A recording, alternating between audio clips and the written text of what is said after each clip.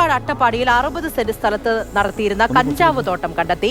3 മാസം പ്രായമായ കഞ്ചാവ് ചെടികളാണ് ഇവിടെ ഉണ്ടായിരുന്നത്. അതായത് പോലീസ് പറയുന്നത് കേരളത്തിലെ തന്നെ ഏറ്റവും വലിയ കഞ്ചാവ് കൃഷി വേട്ടയാണിതെന്നാണ്. ഏകദേശം 60 സെന്റിലാണ് ഈ കൃഷി നടന്നിരുന്നത്.